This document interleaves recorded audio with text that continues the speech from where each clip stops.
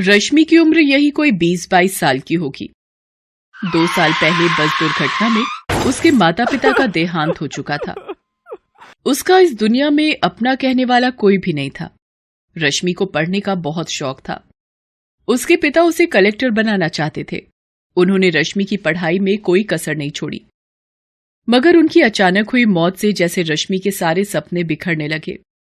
घर में जो कुछ भी जमा पूंजी बची थी, उससे रश्मि ने किसी तरह अपने कॉलेज की पढ़ाई पूरी की। उसके मन में अभी भी कलेक्टर बनने का सपना फल फूल रहा था। मगर पैसे की समस्या मुंह बाए खड़ी थी। पर रश्मि ने भी हार नहीं मानी। अपनी कलेक्टर की पढ़ाई जारी रखने के लिए उसने एक घर में खाना बनाने और बर्तन मांजने की नौकरी कर ली। जब उसके दोस्तों ने कहा, अरे रश्मि, तू पढ़ी लिखी ग्रेजुएट होकर अब बर्तन मांजने और खाना बनाने का काम करेगी? कोई भी काम छोटा या बड़ा नहीं होता, और फिर ये काम मैं अपना जीवन गुजारने के लिए नहीं, बल्कि अपने सपने को पूरा करने के लिए कर रही हूं। फिर रश्मि ने काम शुरू कर दिया। दिन भर वो जी तोड़ मेहनत करती और शाम को घर आकर पढ़ाई करती। जहां वो काम करने जाती थी, वहां से उसका घर करीब 5 मील पर था। तेज चलने पर भी 9 बजे रात से पहले घर नहीं पहुंच पाती थी। रात को लालटेन के सामने थकी हारी पढ़ने बैठती और ना जाने कब सो जाती, उसे पता ही नहीं चलता। उस पर इतना जी तोड़ काम करने के बाद भी उसकी कमाई इतनी नहीं हो पाती थी कि वो तैयारी के लिए सारी किताबें खरीद पाती। कोचिंग करना तो दूर की बात थी। फिर भी रश्मि हिम्मत नहीं हार रही थी। जिस घर में रश्मि काम करती थी, उस घर का बेटा अमित भी यूपीएससी की तैयारी करता था। एक दिन काम करते हुए रश्मि ने अपनी मालकिन से पूछा, माँ जी, क्या अमित भैया भी यूपीएससी की तैयारी कर रहे हैं? हाँ, पर तुझे उससे क्या? तू अपना काम कर। बड़ी आई इंक्वायरी करने वाली कि कौन क्या पढ़ रहा है। मालकिन की बातें सुन रश्मि ने जल्दी जल्दी अपना काम निपटाया और घर जाने को तैयार हुई। तब मालकिन ने कहा, कल जरा जल्दी आना, कुछ मेहमान आने वाले हैं घर पर, उनका खाना बनाना है। तेरे जो एक्स्ट्रा पैसे लगेंगे मैं दे दूंगी। माँ जी, मुझे पैसे नहीं चाहिए। अगर अमित भैया की पुरानी यूपीएससी की किताबें मुझे मिल जाए तो बड़ी मेहरबानी होगी। तभी अमित वहां आ जाता है। रश्मि की आखिरी बात उसके कानों में पड़ जाती है। वो उसका मजाक उड़ाते हुए कहता है, अच्छा, तो तू कलेक्टर बनेगी हैं? अरे औकात में रह अपनी। तुझे पता भी है कि यूपीएससी क्या चीज है? अच्छे अच्छों को नानी याद आ जाती, नानी। तेरे जैसे लोग कलेक्टर बनने लगे तो हो गया देश का उद्धार। अमित की बात पर उसकी मां भी जोर से हंस पड़ी। रश्मि दुखी मन से वहां से निकल पड़ी। इस बात ने उसे थोड़ा दुखी तो किया, मगर उसके हौसले को तोड़ नहीं पाई। चाहे कितना भी मजाक उड़ा ले मेरा, मैं तो अपने सपने को पूरा करके ही दम लूंगी। आज से मैं 10-10 घंटे पढ़ूंगी। अब चैन से उसी दिन सोऊंगी जब मेरा सपना पूरा हो जाए, और अगर मैं इस सपने को पूरा करने के लिए मर भी गई तो वही सही। रश्मि ने ठान तो लिया, मगर किताबों की समस्या अभी भी हल नहीं हुई थी। अगले दिन वो फिर काम पर गई। वहां उसने सारे मेहमानों का खाना बनाया और जब सब मेहमान खा पी कर चले गए, तब वो मालकिन के पास गई और बोली, माँ जी, सारा काम हो गया। आपने कहा था कि आप कुछ एक्स्ट्रा पैसे देंगी। अगर कुछ पैसे मिल जाएं तो मैं उनसे किताब खरीद लूंगी। मालकिन का सारा काम तो हो गया था, इसलिए उसके मन में कुटिलता पनप गई। उसने कहा, अरे, तुझे किताबें ही चाहिए ना? तू अमित की किताबें लेती जा और उन्हें पढ़कर वापस कर देना। रश्मि को यही तो चाहिए था। उसने तुरंत हामी भर दी। फिर उसकी मालकिन ने अपने बेटे अमित को बुलाया और कहा, बेटे, इसे अपनी कुछ किताबें दे दे। ये 2-3 दिनों में उसे पढ़कर वापस कर देगी। मां के कहने पर अमित ने अपनी कुछ किताबें लाकर रश्मि को दे दी। इसके बाद तो जैसे ये सिलसिला ही चल पड़ा। मालकिन रश्मि से मनचाहे काम करवाती और बदले में उसे कुछ किताबें पढ़ने को मिल जाया करती थीं। मालकिन को इसमें अपना फायदा नजर आता था। उधर किताबें मिलने से रश्मि में एक नया जोश भर गया। अब वो दुगने उत्साह से अपनी तैयारी करने लगी। अमित की वो किताबें जो अलमारी में रखी धूल खा रही थी, उनके भी भाग्य जाग गए। एक दिन मालकिन ने काम करती हुई रश्मि से पूछा, क्यों रश्मि, तेरी पढ़ाई कैसी चल रही है? अब तो तुझे किताबें भी मिल रही हैं। रश्मि कुछ बोलती इससे पहले ही वहां अमित आ गया और बोला, अरे, इसकी पढ़ाई कैसी चल रही होगी? सारा दिन तो ये यहां रहती है, पढ़ाई क्या खाक करेगी। क्यों रश्मि, तुझे पता भी है कि इस परीक्षा में कितने पेपर होते हैं? हाँ भैया, मुझे पता है कि इसमें कितने पेपर होते हैं। मेरी तैयारी दोनों पेपरों के लिए पूरी है। अच्छा, तुम मेरे एक सवाल का जवाब दो कि खजुराहो के मंदिर का निर्माण किसके शासनकाल में हुआ था? अमित की हवा निकल गई। उसे इस सवाल का जवाब नहीं पता था। क्या हुआ भैया, ये तो बहुत मामूली सा सवाल है, आपको इसका जवाब नहीं पता क्या? अमित कुछ नहीं बोला और चुपचाप वहां से चला गया। आज रश्मि ने अपनी सारी बेइज्जतियों का जवाब एक झटके में दे दिया था। रश्मि पूरी लगन से अपनी तैयारी करती रही। उसने पूरी परीक्षा का सिलेबस परीक्षा से 2 महीने पहले ही खत्म कर दिया। निश्चित समय पर परीक्षाएं हुई और रश्मि ने आसानी से प्री एग्जाम निकाल लिया। उधर अमित अपनी तमाम कोशिशों के बावजूद भी इसमें सफल नहीं हो पाया। रश्मि ने प्री की अपनी सफलता की बात किसी को नहीं बताई। जब तक मैं इंटरव्यू नहीं पहुंच जाती तब तक किसी को यह सब बताना ठीक नहीं है। इस तरह लगातार परिश्रम करते करते रश्मि ने मेंस की परीक्षा भी पास कर ली। अब सिर्फ इंटरव्यू देना बाकी रह गया था। इंटरव्यू से एक दिन पहले, देख रश्मि, कल अमित का जन्मदिन है, काफी सारे मेहमान आने वाले हैं, तू जरा जल्दी आ जाना। लेकिन माँ जी, कल तो मेरा आना मुश्किल है, कल मेरी आखिरी परीक्षा है। हाँ, बड़ी आई परीक्षा देने वाली, जितना बोला उतना कर। अगर कल तू नहीं आई तो फिर तुझे दोबारा यहां घुसने नहीं दूंगी। रश्मि ने मालकिन की बात नहीं मानी और निश्चित समय पर इंटरव्यू देने गई। मालकिन ने उसी दिन दूसरी नौकरानी रख ली। आने दो उस नवाबजादी को पगार मांगने, ऐसी खरी खोटी सुनाऊंगी कि जिंदगी भर याद रखेगी। मगर रश्मि उस दिन के बाद फिर कभी उस घर में नहीं गई। ईश्वर ने उसके भाग्य में कुछ और ही लिख रखा था। इधर मालकिन उसे खरी खोटी सुनाने का इंतजार करती रही, उधर यूपीएससी की परीक्षा का परिणाम आ गया। रश्मि ने 67वें रैंक के साथ न सिर्फ ये परीक्षा पास की थी, बल्कि टॉप 100 में भी आई थी। शहर के सारे अखबार उसकी कामयाबी के किस्सों से भरे थे। अमित और उसकी मां ने जब अखबार के पहले पन्ने पर रश्मि का नाम और उसकी प्रशंसा देखी तो उनके मुंह खुले के खुले रह गए। कल तक उनके घर में काम करने वाली ने आज अपनी मेहनत के दम पर वो मुकाम हासिल किया था कि अमित और उसकी मां जैसे लोग उसके आसपास भी नहीं फटक सकते थे। उधर रश्मि आज बहुत खुश थी। आज उसकी सफलता ने न सिर्फ उसका और उसके पिता का सपना पूरा किया था, बल्कि अमित और उसकी मां जैसे लोगों के मुंह पर ताले भी लगा दिए थे, जो किसी की हैसियत देखकर उनके दिमाग का अंदाजा लगाते हैं।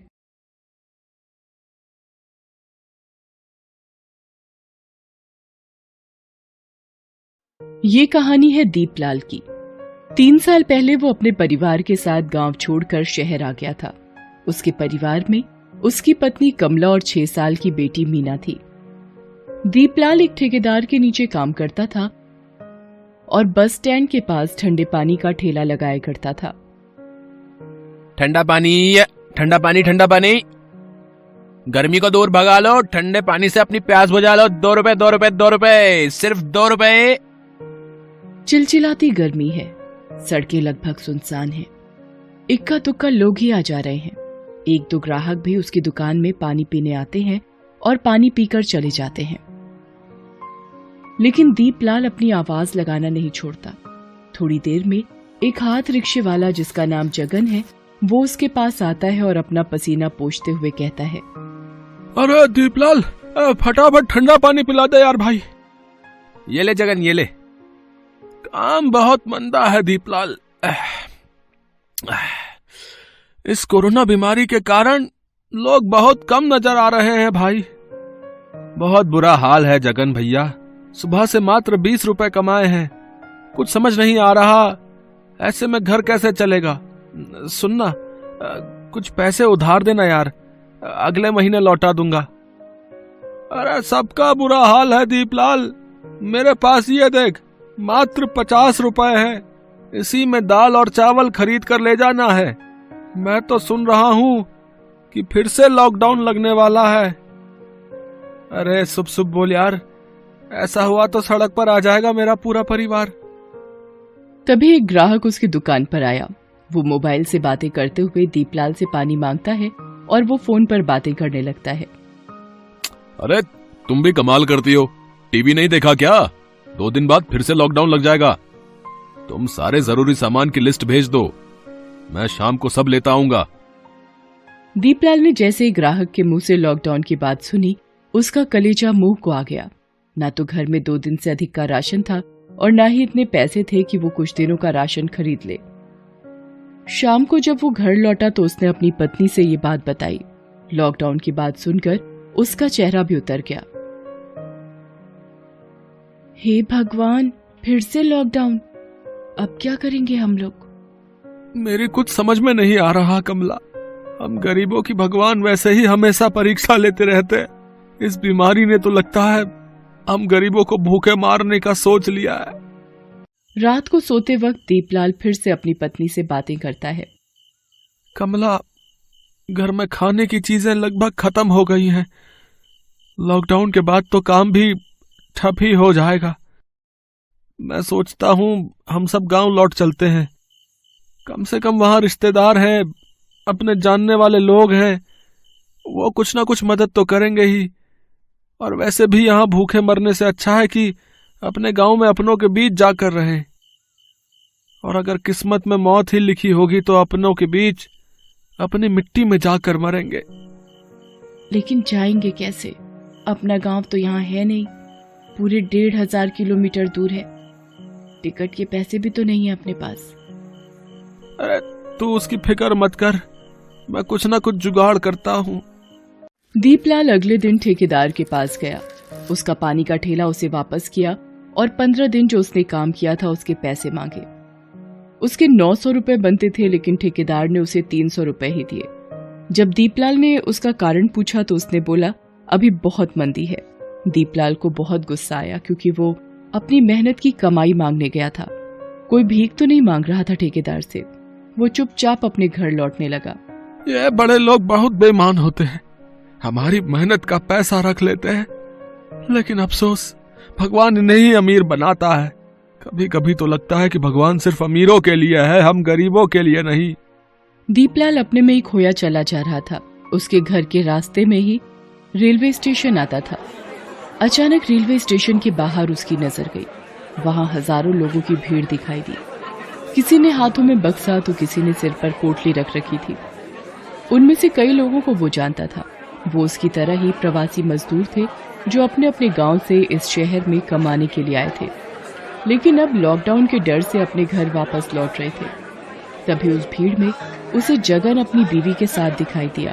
दीपलाल भाई, बहुत भीड़ है यहाँ। पिछले 7 घंटे से टिकट के लिए खड़ा हूँ, लेकिन ना तो लाइन बढ़ती है और ना ही ये भीड़ कम होती है। लेकिन घर तो जाना ही है भैया, यहाँ रहकर क्या करेंगे भाई बताओ। हजारों की भीड़ और जगन की बात सुनकर दीपलाल ने मन ही मन एक फैसला लिया। सबसे पहले तो उसने बिस्किट के 15 पैकेट खरीदे, थोड़ा चूरा खरीदा और घर पहुंचा। वो जैसे ही घर में उसने प्रवेश किया, उसकी बेटी मीना उसके गले से लिपट गई। बाबा आ गए, पापा आ गए। फिर उसकी नजर बहुत सारे बिस्किट के पैकेट पर पड़ी। वो और भी खुश हो गई। बाबा, इतने सारे बिस्किट, सारे मेरे लिए हैं क्या?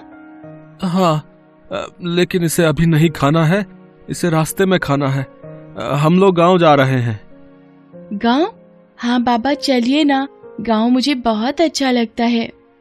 वो ये कह ही रहा था कि उसकी पत्नी कमला आ गई। पैसों का इंतजाम हो गया जी, टिकट मिल जाएगा क्या? कमला, रेलवे स्टेशन, बस स्टैंड, यहाँ तक कि सड़कों पर हजारों की भीड़ खड़ी है, जो हर पल बढ़ती ही जा रही है। सभी अपने घर वापस लौटना चाहते हैं। ऐसे में हम भी वहां गए तो न जाने कितने घंटे हमें वहां इंतजार करना पड़ेगा। तो फिर कैसे जाएंगे? तब दीपलाल ने अपने घर में लगी साइकिल की ओर इशारा किया। मीना साइकिल की आगे वाली सीट पर बैठी और कमला पीछे।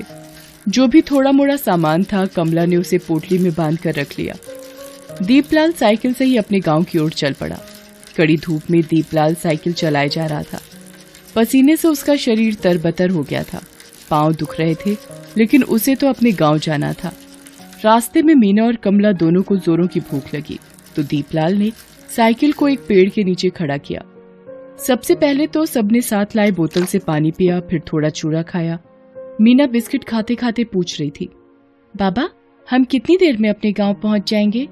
मुझे ना बहुत धूप लग रही है। उसकी बात सुनकर कमला ने पोटली से एक साड़ी निकाली और उसे 3 टुकड़ों में फाड़ा। एक मीना के सिर पर, एक दीपलाल के सिर पर और एक से खुद का सिर ढक लिया। दीपलाल एक बार फिर से अपने परिवार को लेकर निकल पड़ा। रात को सड़क किनारे ही वे सो जाते। सुबह दीपलाल फिर से निकल पड़ता। रास्ते में कहीं नल दिखता तो पानी की बोतल भर लेता, क्योंकि गर्मी बहुत ज्यादा थी और तीनों को प्यास भी खूब लग रही थी। 3 दिन बीत गए। दीपलाल लगातार साइकिल चला रहा था। उसकी हिम्मत जवाब दे रही थी। ईश्वर, कुछ कर नहीं सकता तो कम से कम धूप तो कम कर दे। देख नहीं रहा कितनी गर्मी है। हमें गांव पहुंचना है ईश्वर, थोड़ी तो दया दिखा। गर्मी के कारण उसका सिर भी चकरा रहा था, लेकिन वो किसी भी तरह अपने घर पहुंचना चाहता था। इस बीच साथ लाए सारे खाने पीने की चीजें खत्म हो गई। मीना बार बार भूख भूख कह रही थी, लेकिन रास्ते में ना तो कहीं कोई दुकान खुली थी और ना ही जेब में पैसे थे जिससे वो कुछ खरीद पाता। रास्ते में पानी की बोतल भरता और वही खुद भी पीता और मीना को पिलाता। काश पानी से लोगों की भूख मिट जाती तो लोगों की बहुत बड़ी समस्या हल हो जाती। इस बीच चौथे दिन रास्ते में उसे पुलिस वालों की गाड़ी लगी दिखी। एक पुलिस वाले ने उसे रोका और डांटते हुए कहा, अरे अरे, कहाँ चल दिया इस तरह? तुझे पता नहीं लॉकडाउन लगा है? अपने गांव जा रहा हूँ साहब। गांव? कहाँ है तेरा गांव? अभयपुर है साहब। मजाक करता है तू हमसे? अभयपुर यहाँ है? अरे यहाँ से 800 किलोमीटर दूर है अभयपुर। साहब, बस ट्रेन सभी जगह बहुत भीड़ है, पैसे भी जेब में ना के बराबर है, तो क्या करता साहब, इसलिए साइकिल से ही अपने गांव जाने के लिए निकल पड़ा। पुलिस वाले को उसकी बात पर अब भी विश्वास नहीं हुआ और उसने गुस्से में आकर उसे एक डंडा मार दिया। वो दूसरा डंडा मारने वाला था कि उसने देखा कि कोई उसके पैर पकड़कर बैठा है। वो मीना थी। साहब, मेरे पापा को मत मारिए ना, वो झूठ नहीं बोल रहे हैं। हम अपने गांव ही जा रहे हैं। पिछले 4 दिनों से वो लगातार साइकिल चला रहे हैं। वो बहुत थक गए हैं। भगवान के लिए उन्हें मत मारिए ना। ये कहकर मीना बेहोश हो गई। लगातार भूखे रहने और गर्मी के कारण उसका ये हाल हुआ था।